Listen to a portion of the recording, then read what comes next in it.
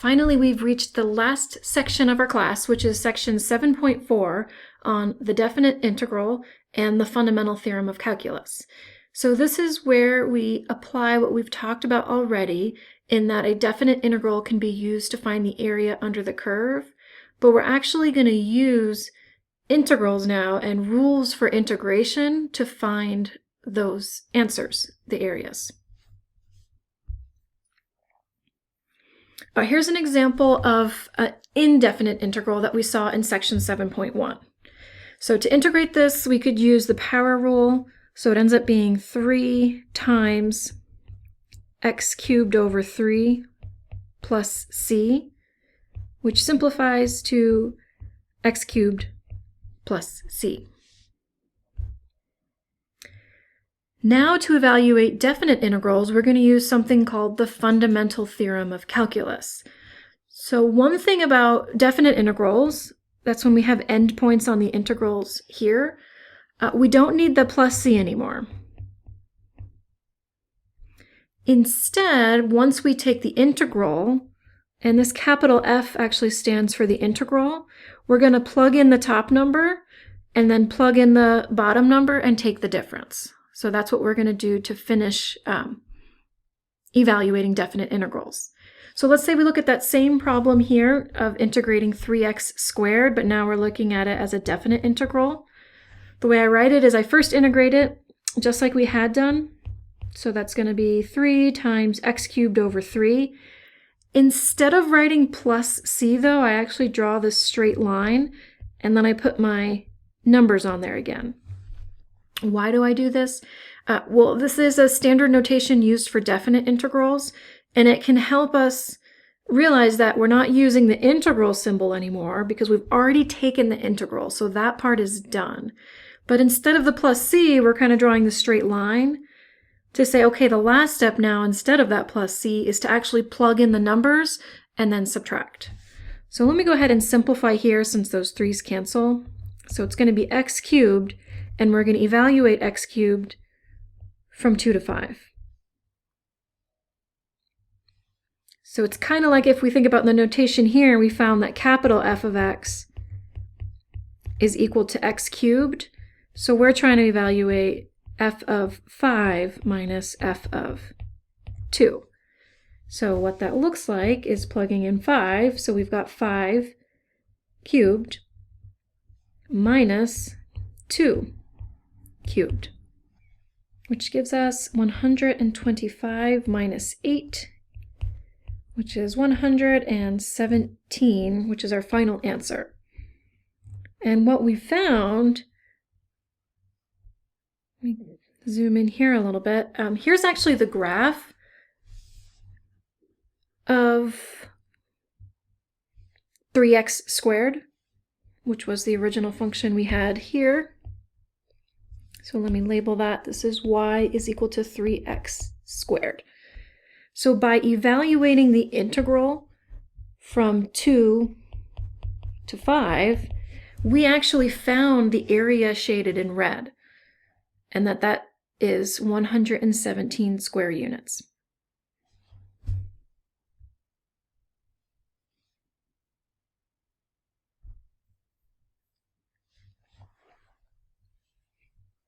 I don't have a graph for this one, but let's just go ahead and evaluate this definite integral.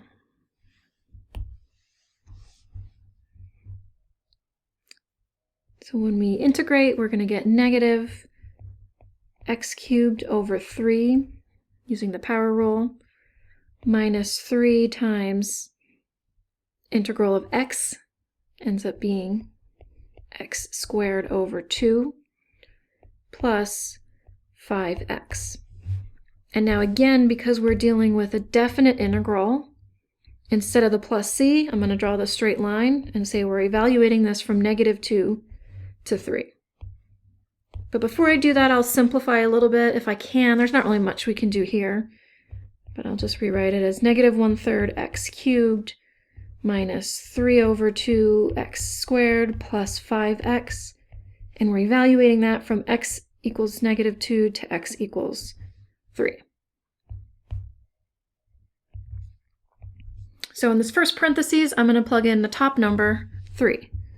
So we get negative 1/3 times 3 cubed minus 3 over 2 times 3 squared plus 5 times 3 minus, and then put this all in parentheses. The second one, that whole like putting parentheses around everything, is even more important because it's very common to forget to distribute the negative to all the terms, and sometimes putting parentheses around that whole thing can help with that, help remind us. So now let's plug in negative 2. So we've got negative 1/3 times negative 2 cubed minus 3 over 2 times negative 2 squared plus 5 times negative 2. And now we're just solving the arithmetic at this point.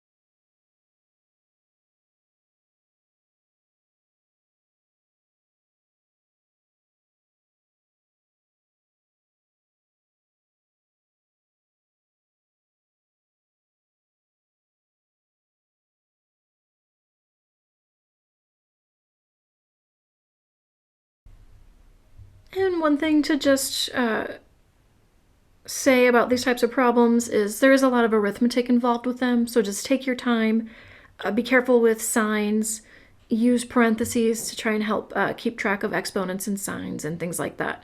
And then also we're dealing with fractions here, so we will have to get common denominators at some point.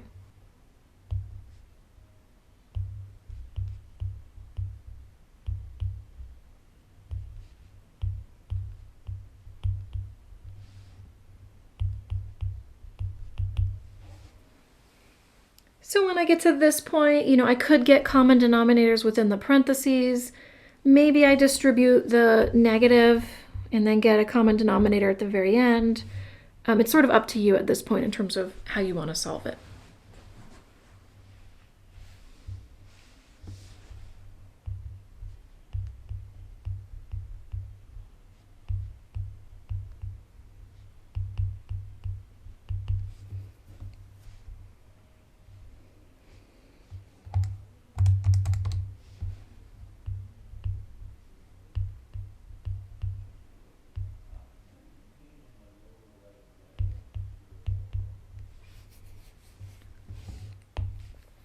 So for me at this point, I'll try to start getting a common denominator. So between everything, I can get a common denominator of 6.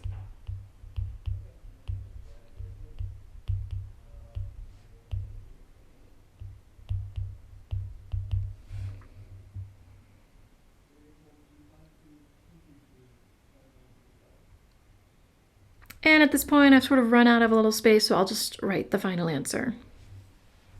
When I do that, I get 35 over 6 as the final answer.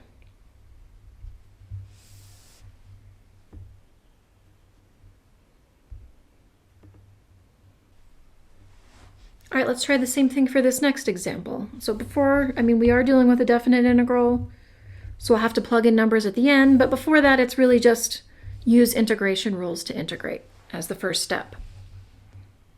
So the integral of 1 would be x minus the integral of e to the negative x is actually e to the negative x over the derivative of that exponent, which is negative 1. And then instead of a plus c, I'll just indicate that I'm going to evaluate it from x is equal to -1 to x is equal to 2. Before I do that, I'll try to simplify. So it's x plus e to the negative x evaluated from -1 to 2. And now I'll plug in my values.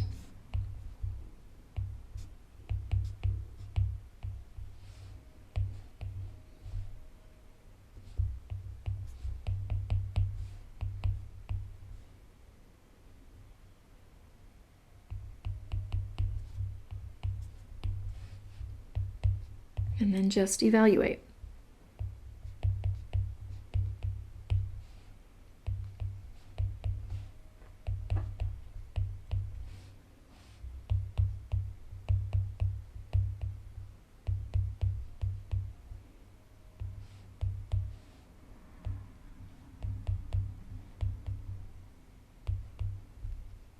So for this one, if I wanted an exact answer, that would be 3 plus e to the -2 minus e. And if I wanted an approximation, at this point I could go ahead and plug that into the calculator. And the approximation for that is about 0.417. Okay, let's try another one. And this might be one where you would be tempted to use the power rule, but what happens there is you get this x to the 0 over 0, and it's like, what's happening? Because we're using the wrong rule. So when you have x to the -1 or 1 over x, the rule for integration is that it becomes ln. So this is going to be 5 times ln of x, and instead of the plus c, we're going to evaluate it from 1 to 7. So plugging in those values, we get 5 times ln of 7 minus 5 ln of 1. And then we can keep evaluating from here. If you do plug ln of 1 into the calculator, that's actually 0. So it ends up just being 5 ln of 7 minus 0, which is 5 ln of 7. That would be our exact answer. If we wanted the approximate, at this point we can go ahead and plug that into the calculator. And that would be approximately 9.73. Here we have another definite integral. So one thing is that the function that we're dealing with, though, has gotten a little bit more complicated. You might see the square root, and whether you're taking an integral or a derivative, you might be pretty used to, at this point, converting it to an exponent, which in this case would be 4x plus 1 to the 1/2. But still, when you do this, we can't really apply the power rule at this point because what's inside is more complicated.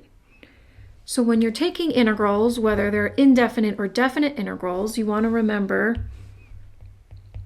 that when the function is more complicated, you may need to use substitution, which is what we need to do for this problem. So here, let's go ahead and let u equal 4x plus 1. So then the derivative of u with respect to x would be 4. So that means du is equal to 4 dx. So now that we have u, we have dx, we can start to substitute things in. And then one thing I'd mentioned in the substitution area, though, is that you could, one technique, especially because this is one that doesn't match up completely. Like 4 dx is not in the problem, I have a 9 dx. So what does that mean? So one method for u substitution is that you can get the dx by itself and then just substitute that in exactly as what you end up with. So like in this case, I could divide both sides by 4. So that's du over 4. So now I could go ahead and start to make those substitutions. So sometimes I try to make a notation instead of equals, I might do an arrow or something, and that's because it technically doesn't equal right now because we're just changing, we're making this substitution, we're making this change. So let me go ahead and just rewrite it with our substitution. So I haven't done anything to the 9. 4x plus 1 is going to be u to the 1/2, and dx is going to become du over 4. So it's a little bit messy, but I can simplify it a little bit here. And so, this is just divided by 4. There's no variable. It doesn't cancel out. Same thing with the 9. And so I could just pull that out to the front as the coefficient of 9 over 4. And whether you're dealing with an indefinite integral or a definite integral, you can still pull that coefficient to the front of that integral sign. And then what we're taking the integral of is u to the 1/2 du. And if we evaluate that, we get 9 over 4 times u to the 1/2 plus 1 over 1/2 plus 1. And we don't need the plus c because it's a definite integral. So simplifying here, 9 over 4, 1/2 plus 1, get a common denominator. So we get u to the 3 over 2 all over 3 over 2. And so it's starting to look weird. It's got all these extra fractions. The extra fraction in the denominator, remember, dividing by a fraction is the same as multiplying by the reciprocal. So it actually becomes 9 over 4 times 2/3 u to the 3 over 2. And I should say, I should have dropped this 0 to 6 because I haven't made a substitution there. And I don't think I'm going to. I think I'm just going to go change it back to an x at the very end. So while I'm doing the u substitution, I'm just going to leave those endpoints off.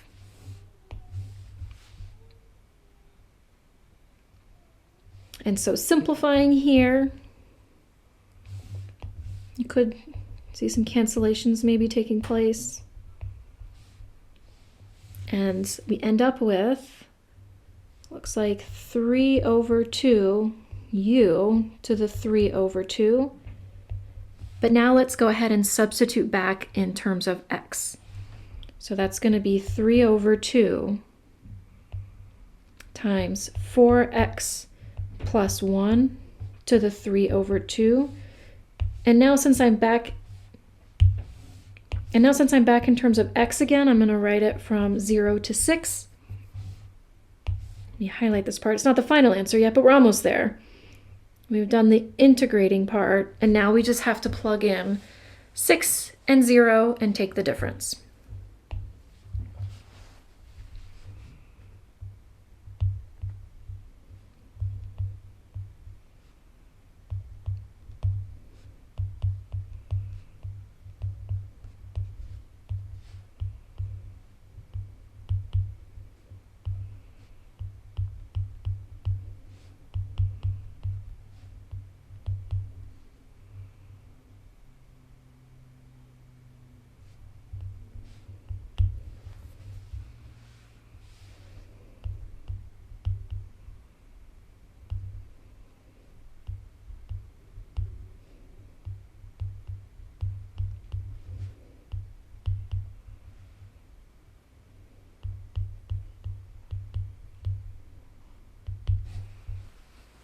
And you could plug this into the calculator. In terms of the exponent of 3 over 2, that actually means it's a square root and a cube. And it doesn't matter actually which one you do first. So like for 25, for example, you could take the square root first, which is 5.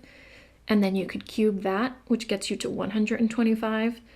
And then for the 1, that just stays a 1. So let me fit that on here before I write the final answer. So it's 3 over 2 times 125 minus 3 over 2 times 1. And in the numerator, when you do that, you should end up with a 372 with a 2 in the denominator, and that actually simplifies to 186. And that's our final answer. In these last few examples, we're going to do the same thing. We're going to take the definite integral, but we're actually going to also look at the graph too to see that relationship between taking the integral and actually finding the area under a curve. So this first one, we're looking at the function x from 0 to 4. And so if we graph x, that actually means y is equal to x. And if you think about it, it's the linear equation where the y-intercept is 0 and the slope is 1 over 1. So it's just this line that goes diagonally right through the origin. So it looks just like this. Here's the graph of x. If we're looking at only between 0 and 4, x is equal to 0, x is equal to 4, the area that we're looking for is everything below that curve. Is everything below that curve between x is equal to 0 and 4. So we're actually looking for this area. And so what I want to do is actually use geometry to find the area, and we'll actually evaluate it using integrals. Let's first use integration. So if we integrate x, or x to the 1, that becomes x squared over 2, and we're going to evaluate that from 0 to 4. So that's going to be 1/2 times 4 squared minus 1/2 times 0 squared.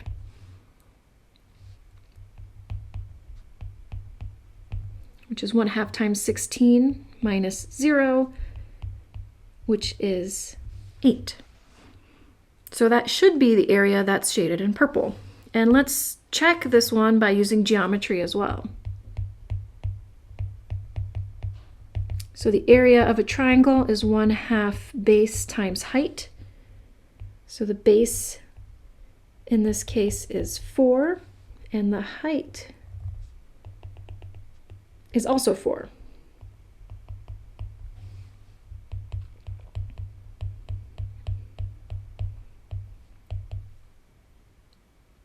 Which gives us 8. So this is showing that by integrating, we get the same answer as if we used geometry. Let's do the same thing for this one.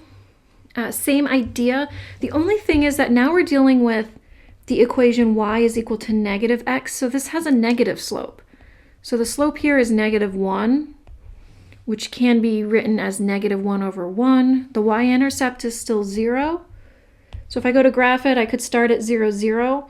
But a slope of -1 over 1 could mean down to the 1 to the right 1, and then down 1 to the right 1, and so on. And we have a line that goes through the origin at that diagonal, but it's just a decreasing line now. So this is y is equal to -x. Since we're looking from 0 to 4 again, that gives us this area. Let's evaluate the integral. So now it's going to be -x squared over 2, evaluated from 0 to 4, which is -1/2 times 4 squared minus -1/2 times 0 squared. So we get -1/2 times 16 plus 0. And so the answer we actually get is -8. If we check it with geometry, you can see that the triangle is the same in the last example. So the answer should be the same. So it ends up being 1/2, this distance 4, this distance is also 4. So we get a +8. So one thing I want to mention about the difference between area and when we actually do integrate is that if we have an area that's below the x-axis, the answer will be negative. And so the -8 with the integral is actually telling us that the area is 8, but that it falls below the x-axis. Where if we just wanted the area, it doesn't really matter where it is. So the area itself is 8. But I do want to just mention that when we integrate, the negative is just indicating that it is below the x-axis. Let's try one last example. So this one, the graph isn't given to us yet, so we can go ahead and graph it. This is a parabola. So f of x is equal to 4 minus x squared. If it helps, you could rewrite it as negative x squared plus 4. So you may have covered something like this in college algebra. This is a parabola that faces downward because of the negative here. So it'll look like this. And the plus 4 at the end shifts the whole thing up 4 units. So that tells me that I'm going to start up here at 4, and then it's going to be a downward facing parabola. And I might just try and check to see when this equals 0, so I can plug in the x-intercepts here. So if I set this equal to 0, I get negative x squared plus 4 is equal to 0. Let's say I go ahead and add x squared to both sides. So that's 4 is equal to x squared.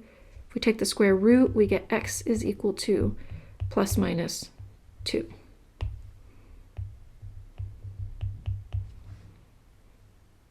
That's actually telling us the points 2, 0 and negative 2, 0, that those are on the graph. So it's just kind of finding more points. I found the intercepts here to see where it crosses the x-axis, and now I'm going to draw my graph.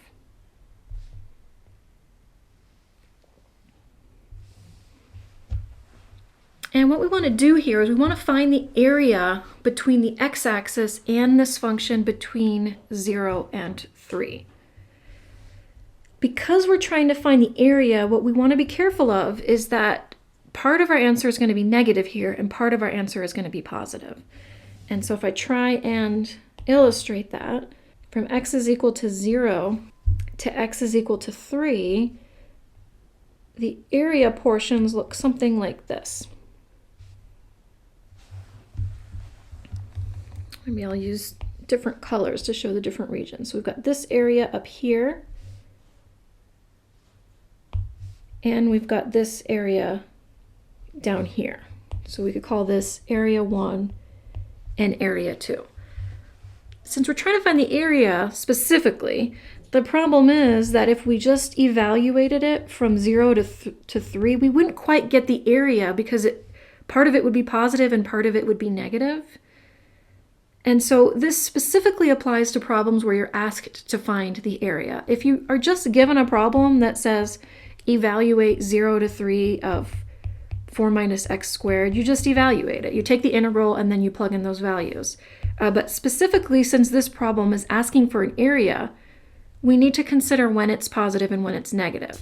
So what that means is I need to split this up into 2 separate problems, one with the positive part and one with the negative part. So the first interval is going to be the positive part. So I'm going to evaluate it from 0 to 2 for that function 4 minus x squared. And then I also want to evaluate another integral of that same function from 2 to 3. So what I expect is that for this first integral, I'm going to get a positive answer. That's because I can see from my graph that it's above the x-axis. And when I evaluate the second integral,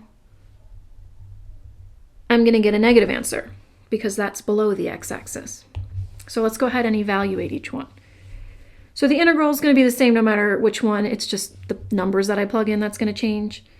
So it's going to be 4x minus x cubed over 3. And I'm going to evaluate that one from 0 to 2. And same thing here. 4x minus x cubed over 3. But now I'm evaluating it from 2 to 3. So at this point, I'll start plugging in my numbers.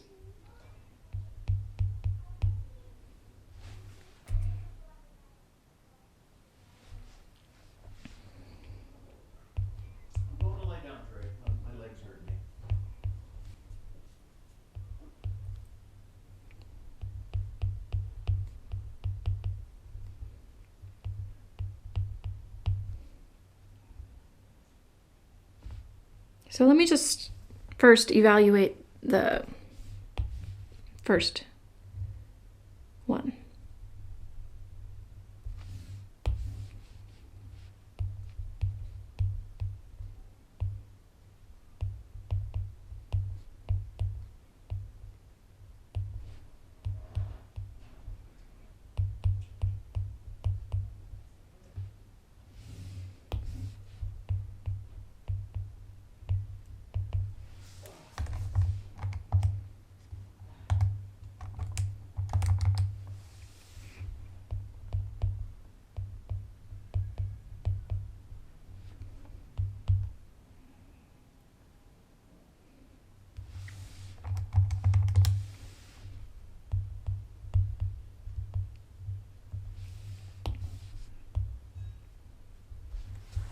Once you plug in the values, you should end up that the area of the part shaded in purple is 16 over 3.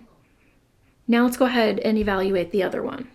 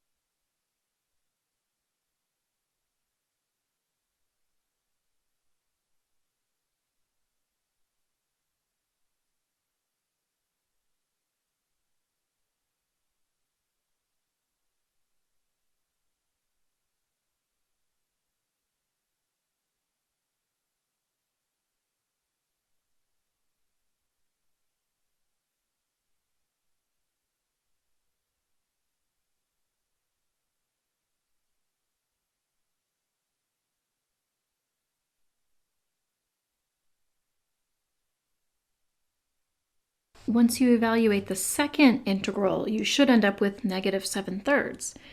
We were expecting the answer to be negative because it's below the x-axis.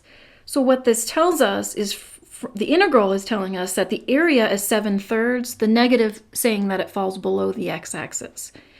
If we're only trying to find the area, all that we want to consider are the positive values. So basically the area of the portion shaded in purple, number 1 area, is 16 over 3. The area of the gray shaded area, area number 2, is 7 over 3. So to find the final answer, I could add those two numbers together. 16 over 3 plus 7 over 3. And that will give me the total area, which is 23 over 3.